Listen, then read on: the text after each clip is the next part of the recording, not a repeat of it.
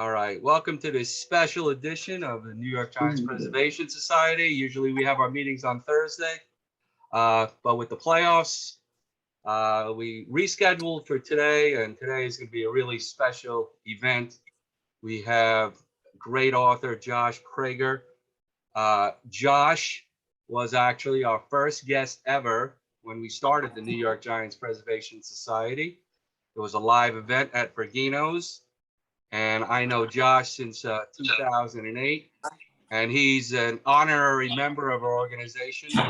And we are so grateful that he was able to come tonight to speak about his book, The Echoing Green. He has the hard copy, soft copy, detailing the 1951 Giant pennant-winning season, culminating with the Bobby Thompson home run. Yesterday was the 70th anniversary.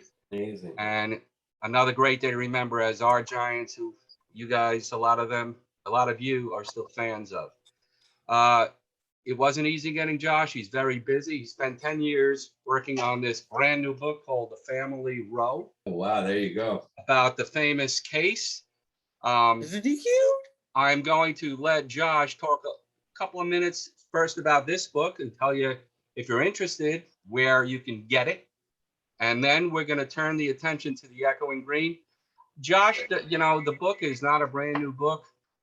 We both felt there was no reason for him to really discuss it other than most of you read it, and it'll be totally a Q&A question. That's perfect. Discussion. How does that sound, Josh? That sounds perfect, and I'm happy to listen to everyone else. I will tell you that one thing that Gary did not mention is that, this book brought me, that's beautiful. This won't happen a lot, but the younger one wants you to see what she drew. So we'll show very quickly. It's very beautiful. There you go. They love it. Very nice. All right. So the nicest thing was a million years ago. What year was that play, Gary, that you made? 2008.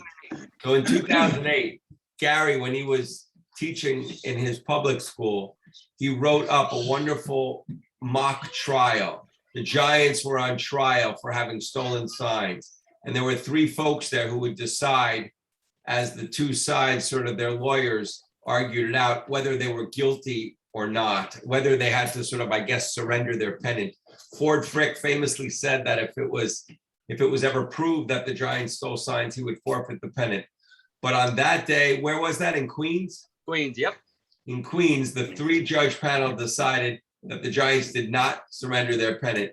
And it was one of the great thrills for me watching these little kids, they were fifth graders, explain in beautiful detail the ins and outs of the book.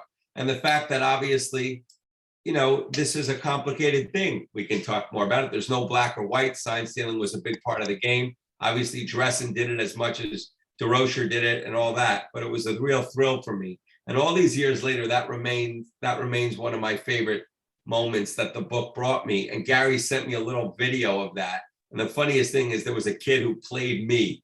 And they asked him, why did you write this book? And the first thing he says was, money. He wanted to get paid.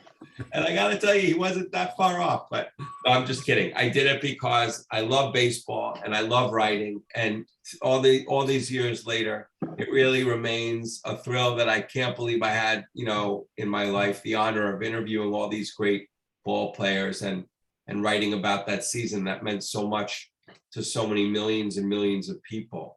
I actually was just looking at the book now to sort of have it fresh in my mind. And on the very day that Bobby hit the home run, the Soviets exploded an atom bomb. They were testing an atom bomb. And it was an incredibly important thing that they did, because when they had this successful atomic test, it made America realize that they were no longer the sole nuclear power in the world. And the New York Times, you would think that all the big papers, they would put Soviets explode atom bomb, big headline, and then maybe somewhere on page B12, Bobby Thompson hits the home run. But in fact, as you can see in the book, they divided it exactly down the middle. They each got half of the front page, which just shows what this home run meant to so many people. And obviously, all these years later, no one's sitting here today talking about the 70th anniversary of that atomic test. They're talking about the 70th anniversary of Bobby's home run. So it shows which of those two things carried all these years later. And I think that's the way it should be. It's wonderful. You know, Don DeLillo, the great novelist, he wrote a novel about it. It's called Underworld. And he wrote a lot about like why this moment, you know, and we've talked about that before, why this moment. And a lot of people have different answers. And of course, one of the big things was it was the first ever nationally televised sporting event. Everybody around the country who had a TV watch gathered in front of storefronts, gathered in front of in the living room with the one person who had a TV and all that. And, you know, it stayed in our minds. And he said, he wrote some beautiful thing, like was the last true expression of community. For him, what meant so much about this home run was that it was a shared moment. Everybody obviously remembers where they were. It was a communal thing. And now, you know, it's not just that the world is so polarized politically, but everyone's busy. They're staring at their phones. They're doing all that. And this was something everyone shared. And the last thing to say before I'll say like literally 1 minute about my rule book, and then we'll just hear your questions. You know, Bobby knew that.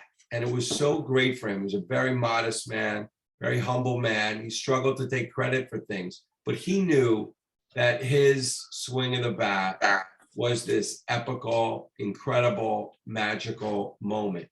And for his whole life, you know, he took pleasure, sometimes only privately, but he took great pleasure in that. And to get to know that man as I did, this very, very humble man, that is a special thing.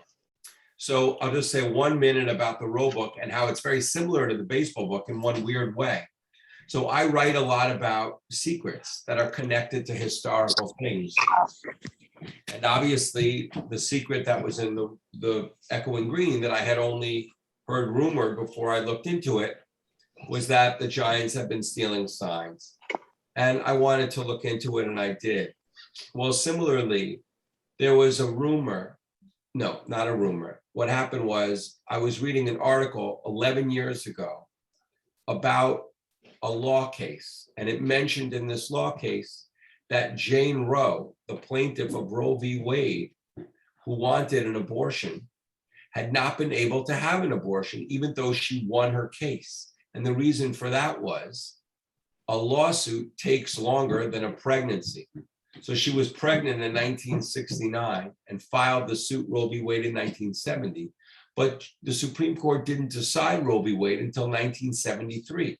So by that time, her baby had been born and placed for adoption. And so I said to myself, wow, I bet if I can find who that person is, he or she has a remarkable story. I bet they know who they were born to. And I was right. I did find them, and they did have a crazy story, a very difficult story. And that story is one of the things that I wrote about. But it was that same idea of sort of looking at the private, unknown side of something very famous and public that led me into that book. Anyway, I would love it to hear any questions you have or anything at all. Josh, one quick thing. We all know what a prolific and wonderful writer you are. If they are interested in this book and the Echoing Green, best way to get it. Go to my website, joshuaprager.com, and it's got all the different places there. Either Amazon, obviously, is the easiest, but if you want indie bookstores, Barnes & Noble, all that. And you know what? It's a narrative. It's a story. It's not. I majored in music theory. I don't know anything about the law. It's a story about people, and it starts with the grandparents of Norma McCorvey, who was Jane Roe, then her mother, and then her, and it goes on from there.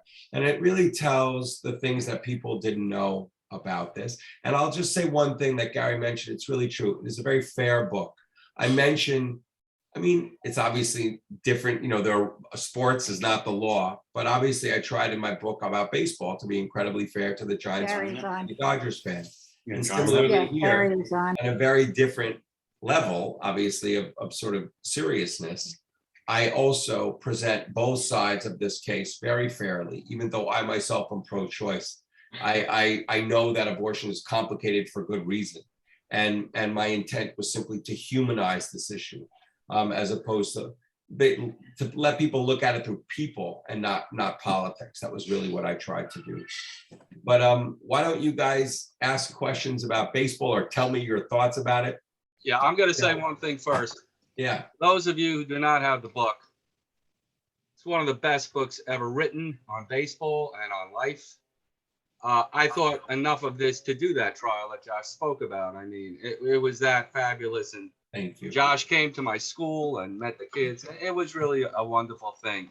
If If you have questions, please raise your hand. We're going to start with Harvey Weinberg, then Dave Lipman, and then Maury. Harvey, floor's yours. Yeah, I gotta find my face. I gotta I think I muted myself. No, you're Wait a good. minute. We hear Good. you. Oh, you hear me? Okay. Okay. Well, Josh, I didn't even raise my hand, but Gary knows. Actually, I got a contemporary question for you. And as a matter of fact, it was somewhat prominently displayed in a game yesterday in Oracle Park. What is your take on the ball players now who use these cards and change signs like they change, I don't know what, they change it on everything, because when a runner is on second base. Yeah. And I don't know if you remember, Josh, a million years ago at that Chinese restaurant in Upper Manhattan, Yep. they sat me next to you because I had just had lunch with Bobby Thompson. Wow. And it was around 2002. And Bobby and I discussed, he actually raised the issue of whether he got the sign. And he raised it. And he said he did not because Sal Evars, who was flashing the signs from the right field bullpen, was not reliable. But what do you make of the fact that Whitey Lockman was on second base? And now anytime a runner gets on second base, it's a massive undertaking to change signs, and the pitchers hold up five fingers and then they bring out a Yeah, so card. I'll answer your question. It's Go a good ahead. question. Yeah, I mean, one of the things I go into in great detail, and Herman Franks was the person spying out in the center field clubhouse. Herman would not speak to me about the sign stealing vis-a-vis the playoff and the home run until literally the very end of his life. I think we might have mentioned that last time. 2 weeks before he died, I saw him in his home in Utah, and he talked to me about it. I didn't ask him. He knew I was visiting, and he wanted to talk about it. And that is a separate thing. Oh, excuse me. I'm over here now. That is a separate thing I have learned in my life, that carrying secrets is a complicated thing, and that a lot of times people want to unburden themselves of that secret and to be rid of that secret. And he did speak about the fact that he was giving the signs. But in answer to your question, they only played 7 other teams. They knew these guys' signs down the hole, and they knew which signs they were going to when a guy was on second. It is true that some players didn't want the signs. Whitey Lockman did not want the signs. He talked to me about that, and I heard that confirmed from other guys on the team. Most of the guys did want to. It was sort of a badge of it was like an honor that you were good at reacting to knowing what it was. Willie Mays, I was told, even though he was just a rookie, he wanted the signs and he benefited from it. But and Bobby too.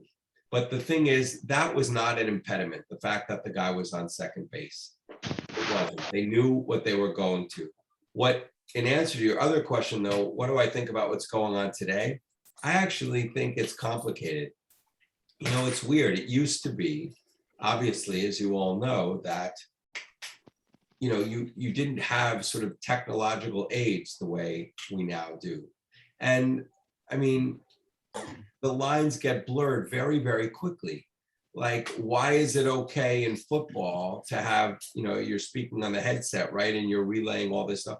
It's very complicated. All of us can have an opinion. Every opinion could be different and every opinion could be right.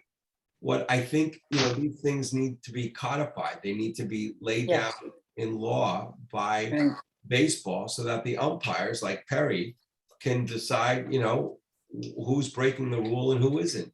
But there's a lot of like wishy-washy stuff. And the one thing that sports And don't forget, inflict the appropriate punishment. That's my That's favorite right. part. That's right. Inflict the appropriate. And we know from life and we know from sports, if there is a rule that can be broken, it will be broken. If someone believes it's going to give them a leg up, they're going to do it. Why the hell else? Why did they go to such enormous lengths to do this, right? Because they believe it helps them. Obviously, we've seen the statistics that during the streak, it wasn't the Giants bats actually when they won, 16 in a row and all that. It wasn't the Giants bats that took off. It was actually their pitching. And yet, obviously, they believed it was helping them. Plus, we don't know how they would have played had they not done it.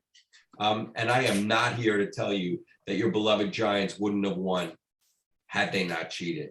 What I am here to tell you is that they obviously believed it helped them, which is why they did it. And, the interesting thing is, you have Leo DeRocher, for all of his faults as a human being, just wanted to win the baseball game. He didn't let his own ego get in the way, whereas Charlie Dressen did. It was the Dodgers, actually, who more than any other team had a leg up on statistics. They had that brilliant statistician, Alan Roth, who was way ahead, decades ahead of all the other teams in terms of providing stats and a leg up to his team. But Dressen didn't like it. He wanted to be like, it's all about me. So he banished Alan Roth up to the press box, and he didn't avail himself of the statistics that he was giving him. Whereas DeRocher took, every leg up that he could. And look, for good or for bad, he's one of the best managers who ever lived. And the Giants were in very good hands with him at the time. All right, let's go. We're gonna go Dave, Perry, Mars, and then Ed. Dave, you're up. Rich, I got you. Okay, Josh. When I read the Echoing Green, I was absolutely staggered by the level of detail and minutia about life in New York City in 1951. And I wish that my grandfather and father, who were alive and in New York in 1951, they were alive to, they could read the book, because I would grill them about, Dad, Grandpa, is this true? And, get their take on it. And I have a hunch they'd probably say, yeah, Dave, that's exactly right. So my question to you is, how did you find all that material? I mean, like the phone number of the Giants front office, for example. I went a little overboard, obviously. And the thing is, you get to know, let's say, I think there were 20 surviving ball players, one coach. Herman Franks was the last coach still living when I dove into this in 2001. And then you look at, well, who is the groundskeeper alive, for example? No. Okay, how about his children? And you get to know every single person you can. And little by little by little, it's a biggest cliche in journalism, but you follow the story. You don't know that when you start that you're going to become obsessed to know what shade of green it is, but then what shade of green the ballpark was. But then one day, all of a sudden you're writing and it's relevant. Why is it relevant? Because I was writing about what they had, the eyes, they call them, for the eyes, for the batter when he's getting ready to hit, so that the ball, he can pick up the ball nicely. They had these big, beautiful green panels in the back on either side of center field so that the ball would stand out against that. So I wanted to describe the shade of green. So you're like, well, who the hell knows the shade of green? So the next thing you know, you're going through newspapers from the early 1900s, finding out, when the Polo Grounds was painted, what color green they went, and on and on and on. And it became, a labor of love. There was no detail that for me was too unimportant to include.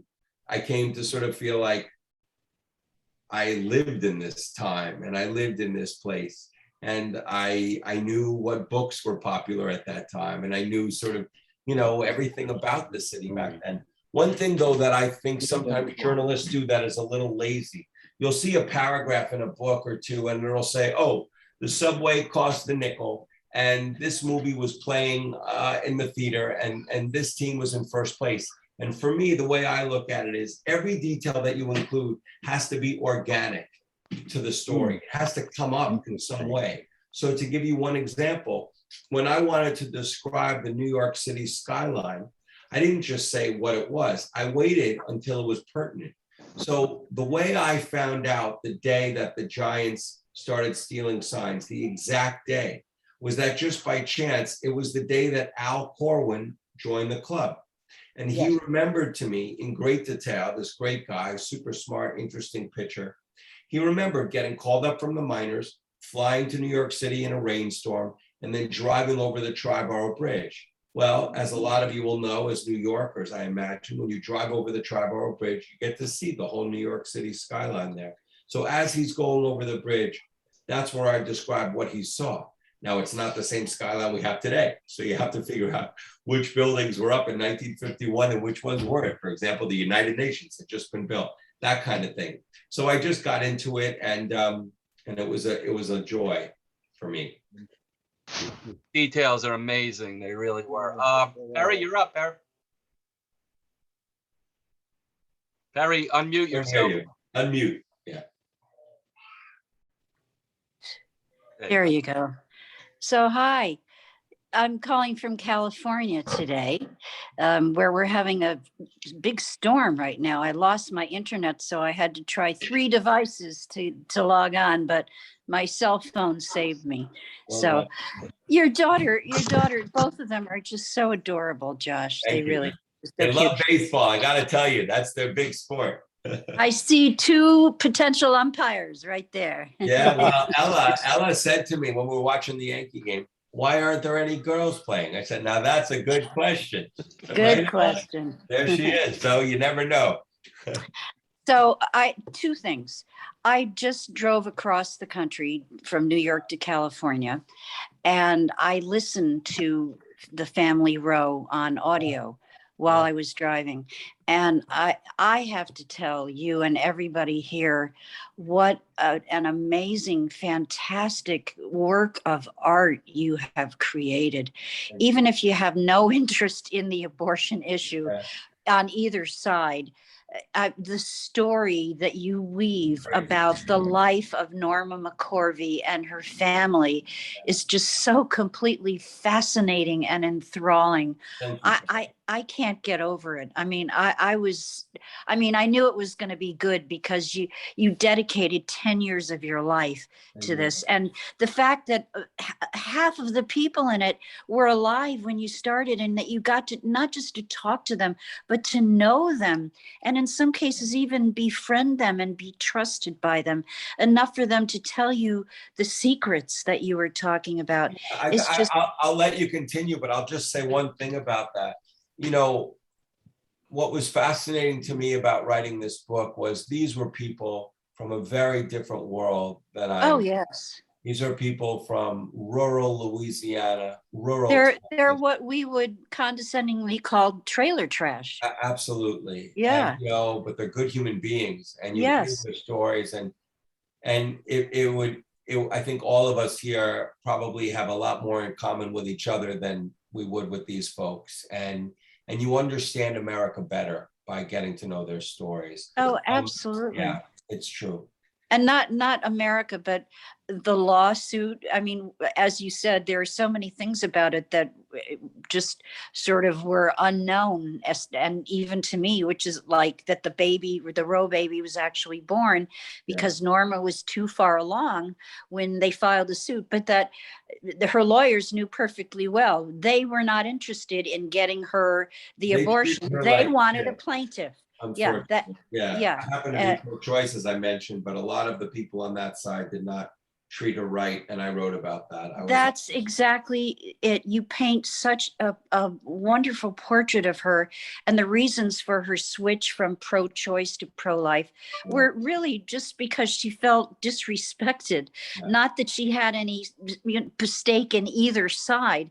And frankly, I don't know how you pulled it off, but you do. You don't take a side in that book. You just weave this narrative, this beautiful, entrancing story, and I just cannot recommend it highly enough to everybody, no matter what side of the abortion issue you stand on. It's just a fantastic story. So thank you for very writing. gratifying to me. The reviews have noted that that it makes you feel for both sides. Absolutely. It really does. It pulls at your heartstrings. You really do. My other comment is, ever since I have read it or listened to it, I can't help thinking that there is such a parallel between Norma's story and Maria Pepe's story, who was the little girl who filed the lawsuit with the help of the National Organization for Women in 1972 for the right to play Little League Baseball. But by the time the lawsuit was settled, she was too old to play. She had already aged out of baseball. And it was the same thing with Norma. By the time the law was changed and she could have gotten the abortion legally, it was too late for her. So I find that kind of fun and interesting to think about, that there's a parallel with a baseball story in Norma McCorvey's. And I can't say enough good things about it, really. Thank you, Perry. I'm glad my book was able to accompany you on your drive across the country. Oh, it was wonderful. It made driving through Arkansas and Tennessee a little less tedious. Thank you. But that would be a good blurb. This book will make driving through Tennessee less tedious. I like the alliteration. Yeah. All right. Next up, we got Josh. This is Mars. I actually turned Mars onto your book, and he purchased it. So, Mars, the floor is yours. Oh, thank you, Joshua, for joining us. The part about Herman Franks, that reminds me of the movie The Irishman, where Frank Sheehan wouldn't give up any information about the murder of Jimmy Hoffa until he was dying of cancer. I got to tell you, Herman Franks was a tough guy. He was tough. He was intimidating even when he was in his 90s. Ed, you knew him. You're nodding your head. Yeah, he was a tough guy. He would spit his tobacco juice at your feet. I read about, when he was speaking, when he was manager of the Giants, he was speaking to the journalists, the reporters. A tough guy. Very successful guy too. Gary turned me on to the book. I thought I had read everything about Bobby Thompson and his home run, but at first I found, do I want to know all this information? Yeah, but then when I thought about it, I sat down and every time I started reading all these detail-orientated passages, I said, wow, this writer has really done his homework from A to Z. He has digged up every nook and cranny about everything in there, and it just wove the story about what kind of people they were. And that's what I really started to embrace it. So I thank you very much for making it one of the greatest books on sports that I've ever read. It's very nice of you. I got to tell you, thank you. And one thing I was just going to say is Thompson and Branco were good guys. And it would have been hard for me to spend those years writing about people if I didn't admire them. And Bobby was in particular my favorite. He was like a good person, and it was a delight to write about him. Josh said that the kid who portrayed him was asked the question, are you doing this to make money? And the kid responded basically yes, but more importantly, that's right. He also responded that he loves mysteries and research, and that's why all those details are there. And that's true. You're right. So that's why it's so detailed. It's a wonderful job of researching everything. Ed Freer, you're up. Oh, hi. Thanks, Gary. And Josh, I read your book, but a long time ago, but it was simply wonderful. You mentioned Don DeLillo in the beginning there. And of course, I enjoyed Underworld and Pasco at the Wall. Yeah. In the beginning there, he talks about that nuclear blast, but also that Jackie Gleason, Frank Sinatra, and Sure. Herbert Hoover sat together. And Is Toots that Short. all fiction? So this is a funny, you asked a good Hoover. question. So this is funny.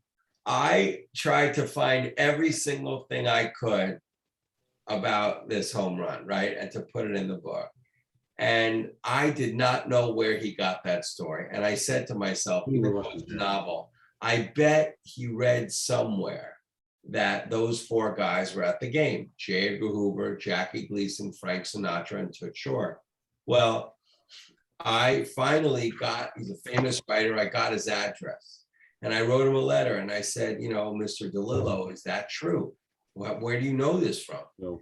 And he called me up, which was very exciting. And we're still friends to this day. And he said, I found that in a little autobiography that Jackie Gleason wrote, or, you know, was written in his name, basically. And I got the book. And there it was. And the guy who wrote the book was in his mid to late 90s, I remember. He was still alive. And I contacted him and I said, is this true? Where did you find this out from? And he said, Jackie Gleason told me. So I said, okay, that's interesting. So I get off the phone and I said, I get the book, I read it. I'm going to try to find out if I can confirm that all four guys were at the game instead of taking someone else's Hoover word was. for it. Well, it was fascinating what happened. Toots Short was on, there was audio of Toots Short rejoicing in the Giants clubhouse. I got these, like, you know, all the different newsreels and all the different, and you heard Toots Short there. So that was a check mark next to Toots Short. Jackie Gleason was the one who told his own story about being at the game. So that was easy. That was a check mark. He wrote it in great detail, where he left his house and all that stuff. That was a check mark. Frank Sinatra was in the paper that night, of course. Sinatra, they said, was at the game. So that was easy. And I was like, well, what about J. Edgar Hoover?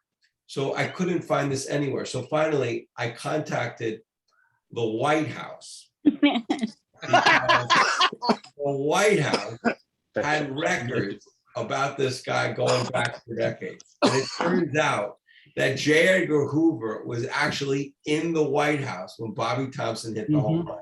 He was in the middle of a meeting with the guy who was the head of the Department of Agriculture, of all things, discussing meat. I don't know what the hell they were talking about meat, but I remember that.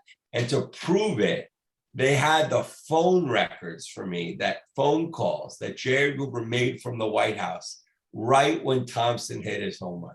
So I said, I know what I'm going to do. And I sent Xerox copies of all four of these people to DeLillo. And I said, I know it's a novel, but just so you know, Mr. DeLillo, J. Edgar Hoover was not at the game. And he wrote me back a hilarious note, and that's how we became friends. So 3 of the 4 were there, but not J. Edgar Hoover. Wow. All right. Thank you for We clearing got that up. Rich for me. Rogers and then Steve Roth. Rich, go ahead. Hi, Josh. How are you? Thanks for Hey. joining us. Sure. I can vouch for Bobby Thompson being a very nice man because I grew up not very far from his house in Watchung. Oh, wow. And as a kid ball player, I used to ride my bicycle once in a while to his house and rap on his door. And a couple times he came out and either talked some baseball or more importantly, one time he tossed the ball with me in his front yard. Wow. That is awesome. So, yeah, I can vouch that he was an exceptionally nice man and tolerant, to say the least. I have 2 quick questions for you. I still read to this day in many publications that the Russ Hodges call of the game was recorded by a Dodger fan who wanted to gloat about the Giants losing. Ernie And Harlow. of course, you well documented in your book that Larry Goldberg in Brooklyn was a Giants fan. He was not a Dodger fan. That's right. It's amazing how that myth keeps being perpetuated. Keep going. My question for you about him, and I have one other question afterwards. How much of the game did his mom record, or was it just the 9th inning? You know, I actually don't remember that. I knew the answer to that, and I have the answers in my reporting notebooks, but I don't remember that. What I do remember is that the Giants then released a record that offseason of that call, the 9th inning. And it was a Right. beautiful thing. So it was at least the ninth inning. But I don't recall offhand, unfortunately. I apologize how much of Okay. the game it was. Yeah, I was wondering if he recorded or his mom recorded the entire game and they discarded the other 8 innings, just don't retained remember. the 9th inning so they get Russ's call, or if remember. the entire game had been there and unfortunately got tossed. But my other question for you has to do with the signs. And I read a quote from Rube Walker, who said that the Dodgers during that game highly suspected that the Giants were stealing signs. That being the case, because we did this in college, if we thought a team was stealing our signs, we would frequently go with no signs. The catcher would say, "You throw it, I'll catch it. I don't give a damn what you throw." And that's how we did it, and it worked fine. Did you ever hear any mention from the Dodgers about possibly doing that? Just forget the signs, throw the Yeah, it's a ball. good question. That game, no. But earlier in the season, yes. There was a game actually when there was a game when Charlie Dressen, I'm remembering, can't remember exactly if he was ejected or if he was like sick, but for whatever reason, he wasn't managing that day. And they appointed one of the Dodger coaches and they were at the Polo Grounds. And there was, I write about it in the book, and there was a series of events that made them very suspicious. And they pointed out, and they said, they had binoculars in the dugout. And they said, we can see that they are stealing signs in the center field clubhouse. Now, the interesting thing is Herman Franks, right before he died in that interview, he told me how they started with the Wallensack telescope right at the window there. And I actually obviously have the photograph. They cut out the wire mesh, which window. Right. But Herman told me something I didn't know. It's not even in the book because I didn't find out till later. They got nervous that they were going to get caught. And it might have been because of this game. They then moved farther back. He set up a tripod in the bathroom, which is crazy. In the bathroom at the back of DeRocher's office, just so it was like impossible to catch them. And that's where they then moved it from. But anyway, on that day, when this is so unfair if you're a Dodgers fan, can you imagine? They actually are correct. They have the telescope, but the umpire sees them with the telescope and throws him out of the game. So he got screwed and they never got Sure caught. did. Yeah, so that, that's what happens. Okay, Thanks, thank Rich. you. Steve, you're up. Josh Rich, who preceded me, told me a story of his connections with Bobby Thompson. And correct me if I'm wrong, Rich, you once asked him something about hitting, and he told you, go to the library, read any book about Ted Williams. Yeah, he did. He said, anything you want to know about hitting, refer to Ted Williams' writings. But he also wrote me a long letter, which I think I sent you a copy of. Yes, I did. Bobby wrote me a long letter when I was fortunate enough to make the varsity baseball team as a freshman. He wrote me a long letter on hitting and various other things, and I deeply, deeply appreciated it. Wow. Yeah, he was This is, really a class act in every way. This is not being nasty. We call some people relentless. Josh Prager is relentless squared. That's why these books are so successful. He leaves, as Ralph Cramden would say, leave no stone unturned. That's Jackie right. Gleason.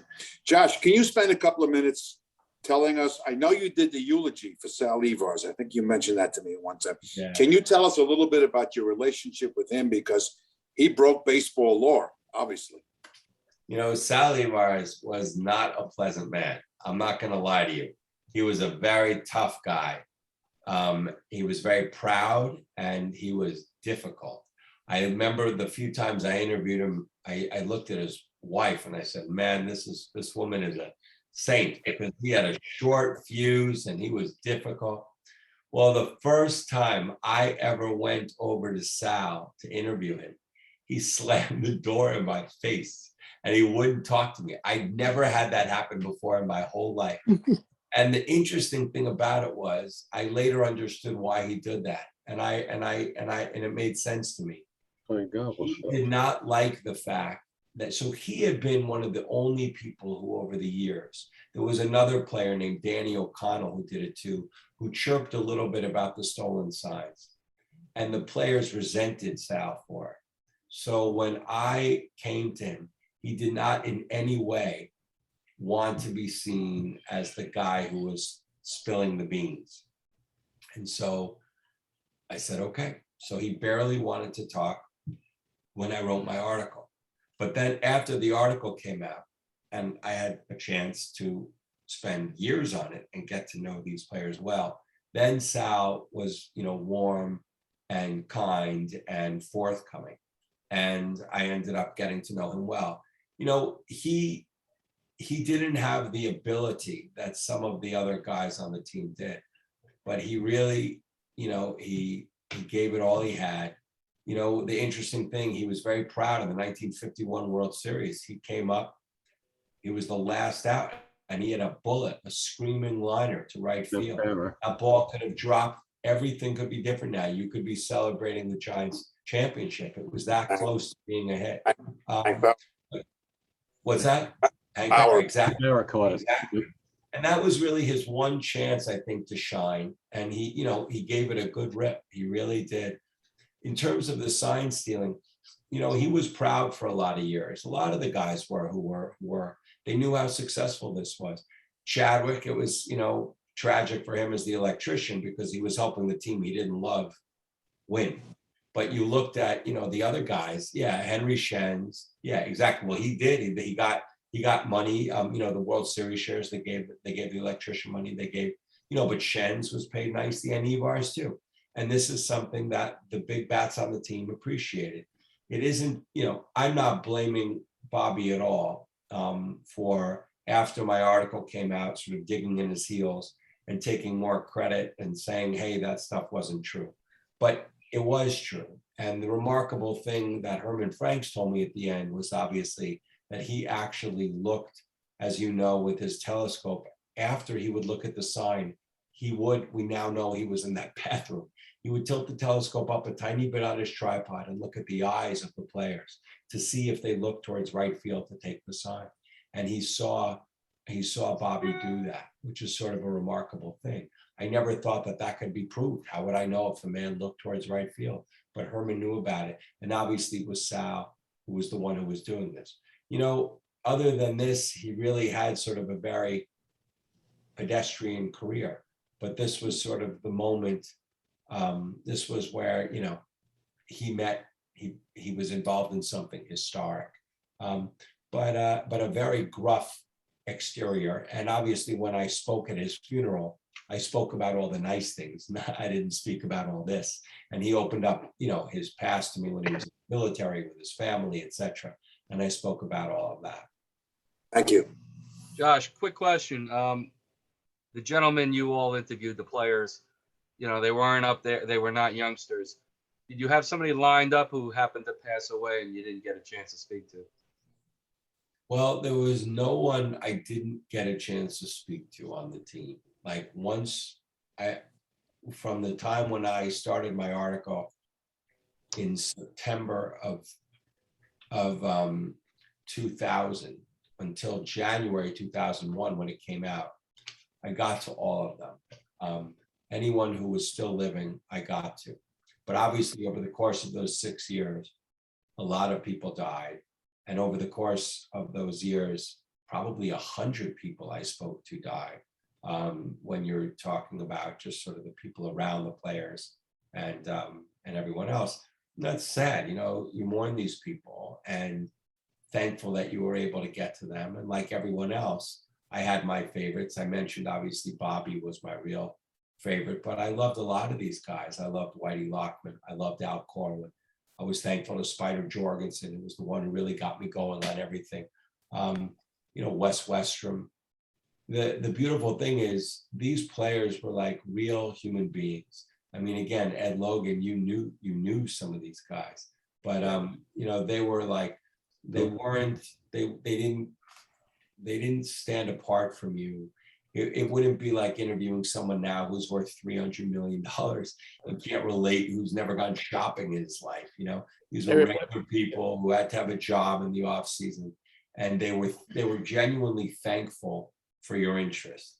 You know, on the other side of the ball, Carl Erskine was like one of the nicest people you'd ever meet in your life. And a bunch of those guys. So it was really great. He's still alive. He was on a Zoom. Yeah, he was great with us. That's Thanks, amazing. Josh. Ed Logan, you're up. Yeah, so Josh, long time no see, old buddy. So we're talking about details. Okay, so you're writing your book, you're doing the draft, and you're calling me like every 5 minutes. You're working on the clubhouse. I remember. So Eddie, this is a really quirky clubhouse. It's got different, you know, it's an up and a down, and what color are the walls? And then let's go down. What do the lockers look like? Yeah. And you type a few more, and you call me again and say, now tell me about the Roser's room and how many windows. And this is the detail you went into. Remember that? I remember very well, and I have all of our interviews. I have it all written down in my million notebooks. No kidding. Well, I'll never forget that.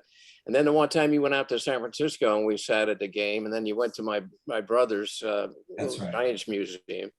That's Remember right. that? Yeah, the thing is, you never know what one person is going to remember that another person doesn't remember. And that really bore out, you know, the weird thing, like I was speaking to Lorraine Day, and, you know, and the things that she remembered about their home that I had never found, you know, her home with Leo DeRocher that I'd never found anywhere else. And I'd read every profile of the guy that there was. But then it's lovely. Then you describe him coming home after the ball game and getting himself a drink in this kind of crystal glass, and on and on and on. And little by little, that's how these people, they become real and three-dimensional. Did she ever mention the TV show she had in the Polo Ground? It was It was the Giants. back under the stands, and my mom and I was on. She did a thing about the employees of the Giants behind the scenes, the clubhouse guy. So I remember, I don't know, I was 8 or 9 on that show. Absolutely.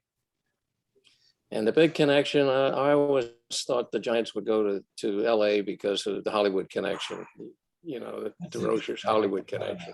Yeah. Yeah, because they used to have parties with Frank Sinatra, before they came off spring training, and had that big connection. They had movie stars that would dress up and play. And we wind up in old cold San Francisco. So, I wanted to go to LA. Meanwhile, I got a question for all of you guys.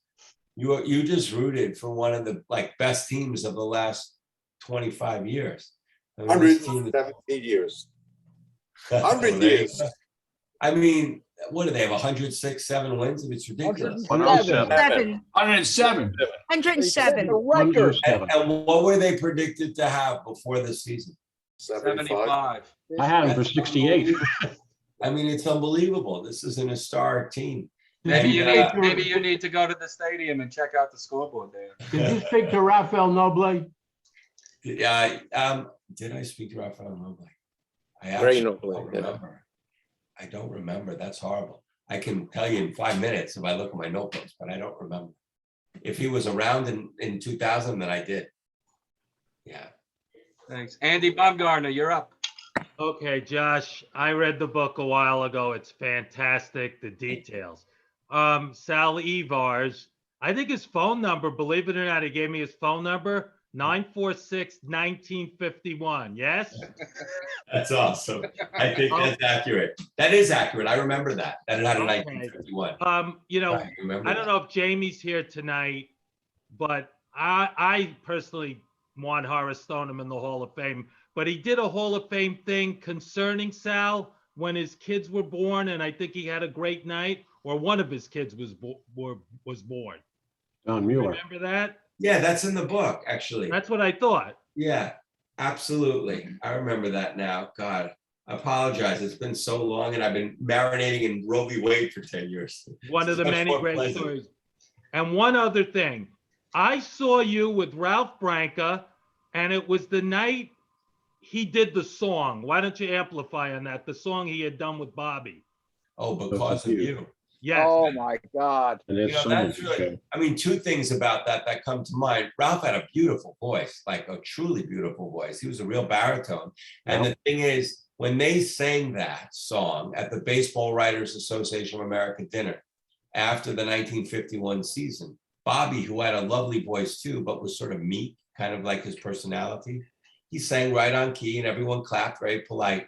But when Ralph sang it, the room sort of burst into applause. And that's because not of his voice, but because for all of us, it's always the sort of, you know, the tragic hero who's much more moving to everyone else than the victor.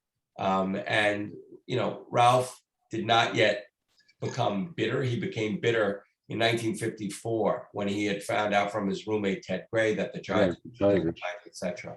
Until that point, he was just sort of doing his best to deal with it. He had just gotten engaged and then married, obviously, to the owner's daughter. And he was, you know, he was seen by many people as this really sort of sweet guy who'd had a tough go of it. And he brought the house down, but he had a beautiful voice.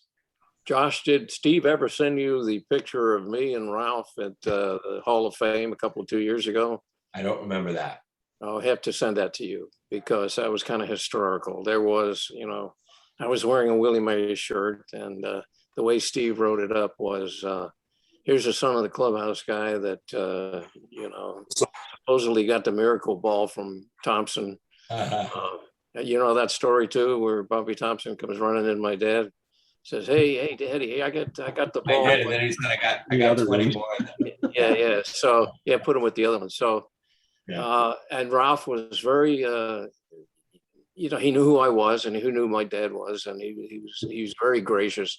It's a great picture. Steve, you can send it please to Josh. I'll get it out from the garage. Okay. All right, guys, Josh was kind enough to give us an hour.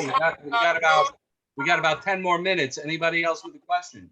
Yes, Coach, go ahead, and then John Burbidge. Yeah. First Bob Mayer, then John. and me. And Frank.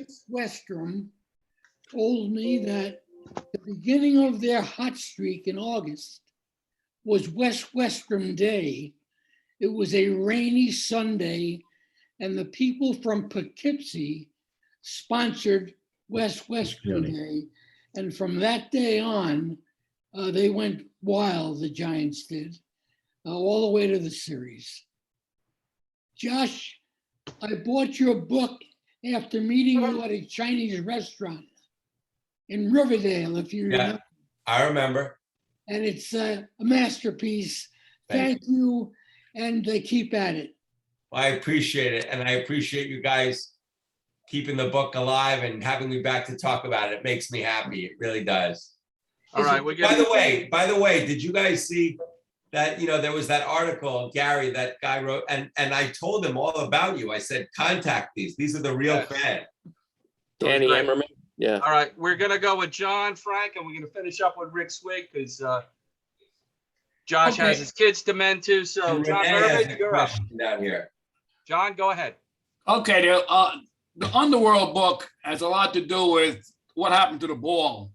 And then I remember a documentary about 10, 15 years ago, which they said some nun snuck off from upstate New York, was sitting in the left field seats. New Jersey. And she got the ball.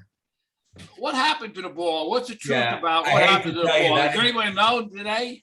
Yeah, I deal with that in the book. That it's a nice story, but it isn't true. I mean, the truth of the matter is, just like that first night where Ed said they came to his father and he said, yeah, I got 20 more. There was never anything approaching definitiveness, like nothing. And you know, Ralph said to me, he's sure that what ended up happening was that whoever caught the ball played stickball with it, and the next day it went down a sewer. That's what he said to me. You know, and you know what? He's probably as right as anyone else, because back then, obviously, all you guys who collected baseball cards, you didn't, you know, you put them in the spokes of your bike. You didn't put them in some glass container. And it was the same thing with a ball. I really don't believe that. I wanted to show that something was true. I would have loved that, but nothing was even close to sort of seeming correct to me, to be perfectly honest. So today we still don't know what happened to the ball. You know, show that again, Steve. I'm gonna I'll take a tell you picture one of thing, by the way. I know there are like 2 or 3 last questions. Yeah. There's something though very special that is that we do have from the game, and that is worth an enormous amount of money, and that is still in someone's private hands. And that is the negative of the photograph of Thompson's home run. So no one knew who took that picture for a long time. And then I was giving a little talk about this book at the Yogi Berra Museum in New Jersey. And this little guy named Rudy Mancuso comes over to me and he says, I took that picture. And I said, oh yeah, do you have any proof? He said, no, but he just seemed to me like he was telling the truth. And I said, well, how can we prove that you took that picture? He said, well, I have 2 things I can tell you. One, I'll tell you where I was sitting, and Hank Bauer was right next to me, he said. And the second thing was, I was in an advertisement for Sylvania flashbulbs that winter because of the home run. Well, the long and short of it was, I contacted Hank Bauer, who I said, I didn't lead the witness. I said, were you at the game? Well, yes. I said, where were you sitting? And he told me exactly where Rudy had said. And then there had been a big fire in the Sylvania warehouse, and no one had these ads. But finally, after searching for like 5 freaking years on eBay, I found this thing he was talking about. And I said, this guy's definitely telling the truth. And I wrote it in the book. Well, right after the book came out, Rudy got in touch with me and he found the negative. And it was just like he said, long story short, he died right after that. And he left this negative, one of the most famous photographs in baseball history, to his 2 kids. He was a poor man. He lived on the Lower East Side. And his kids keep that negative. Yeah, there it is. There's the photograph. And you know, his kids keep that negative in a safety deposit box.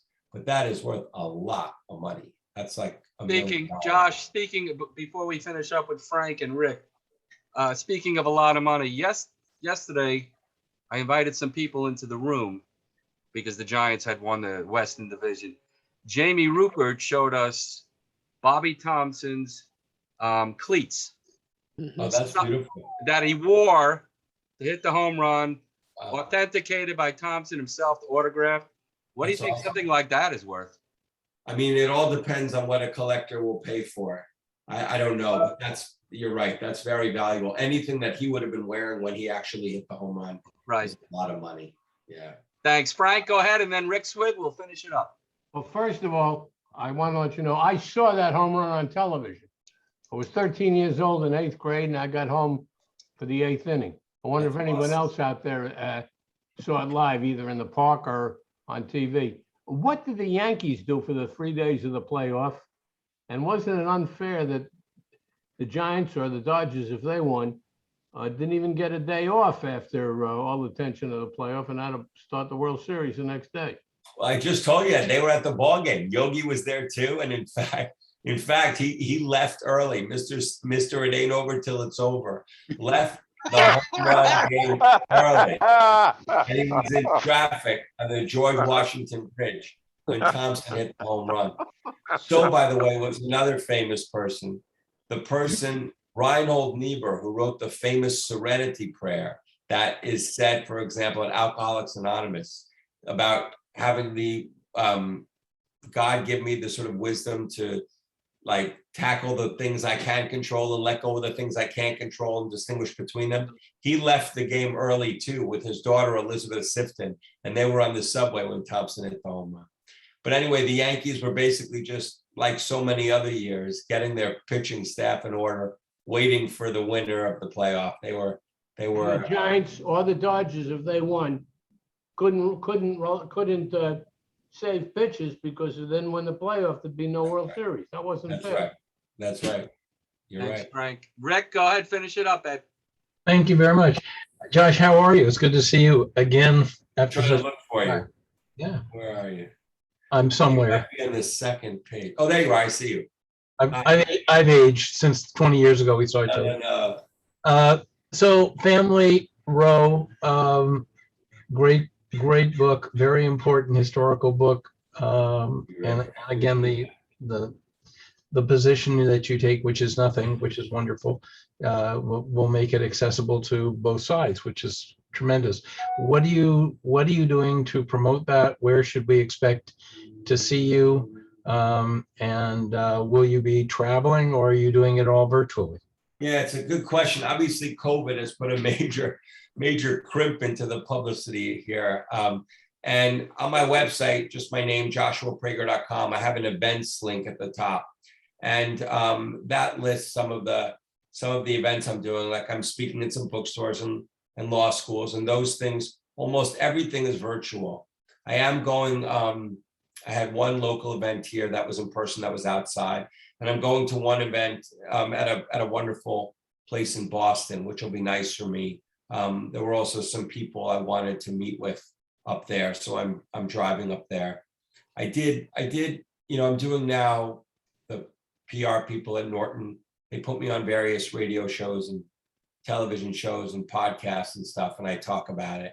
Obviously, talking about baseball is a very different thing than talking about Roe v. Wade, and it's fascinating how so many people, I mean, it's a sad comment on our country right now, but even just to talk sort of objectively about a book, if it's about Roe v. Wade, people are so nervous that they will be associated with one political party or the other. And it really is sort of a sad comment on our time. So like, I always know beforehand, well, now you're on with a pro-choice person, now you're on with a pro-life person, and you can never just sort of talk about the facts and not have to sort of couch them in certain language. But yeah, you can see on my website some of what I'm doing. The Echoing Green came as a result of an article that you, article or series of articles, I can't remember. Yeah. And might you do the reverse now by writing an editorial or an article on your now? Yeah, it's a good question. I've done a little bit. I did 2 excerpts from the book, one in the Atlantic magazine about the Roe baby, and one on CNN about a very important memo that a justice. This is the first time in 25 years as a journalist that I've ever used an anonymous source. Somebody gave me a very powerful memo, which was written by one of Justice Souter's clerks in 1991. And this memo, more than anything, is the reason why abortion is still legal in this country. Because the last time, like right now, the Supreme Court is poised to overturn Roe v. Wade. They might not, but they really might. And the last time that was the case was 1992. And the reason it didn't happen was because Justice Souter, who had been appointed by President Bush, the elder Bush, engineered its rescue. He convinced 2 justices who were going to vote to overturn Roe not to do so. And the reason he chose to do that was because of a very persuasive memo that one of his clerks wrote. And no one had ever seen that memo before. And someone gave it to me. And I was able to write about it in my book. So that was another article that I did. It was very, very interesting. Yeah. Well, best of success with this book. It's been I appreciate it. And it's nice to see you. I feel just one thing. I don't know how you pronounce your name, but Renee had his hand up, and I want to make sure that he also got to ask his question if he has one. Renee, Renee Vargas, finish up, my man. Yeah, thank you. I used to work at HBO, and I was very fortunate when the sports department was putting together Shot Heard Around the World. And, I was pretty much an outsider trying to get involved in, people who they were interviewing. And so bottom line is, the question is, have you seen it? I have. Okay, and your thoughts? That's my question. You know what? It was so many years ago, but I'll be honest. I remember being frustrated that, this sounds sort of egomaniacal, but I remember being frustrated that they didn't give my article more credit. I remember that they put on their film a lot of stuff that was in my book and my article, but they didn't say where they got it. And that was frustrating. And that happened tonight with my Roe book. Tonight that happened. And my publishing house is pissed, and they're going to contact ABC, because ABC, just to tell you, between the 50 of us, presented as a quote unquote exclusive, a whole interview with the Roe baby, but every single thing was taken straight out of my book, and they don't even mention the book. And that's not right. And I don't believe in that. Josh, thank you for recognizing me. I didn't think I was spotted, but thank you. And, and I really enjoyed this today. Thank you very much. Thank you all very much. It's go Giants. Josh, we can't thank you enough for capping Bobby Thompson Day with coming on today. We know how busy you are. Much success with your family roll book. I'm sure it's going to be a top seller, but really, thank you so much, and give it up for Josh Prager. Thank you, guys. I give it up to all of you. And I honestly, if my team can't win, I hope yours does. This is a great team. Have a good night, guys. Good night. Good night. Thank you, Josh. Good night, guys. Wow.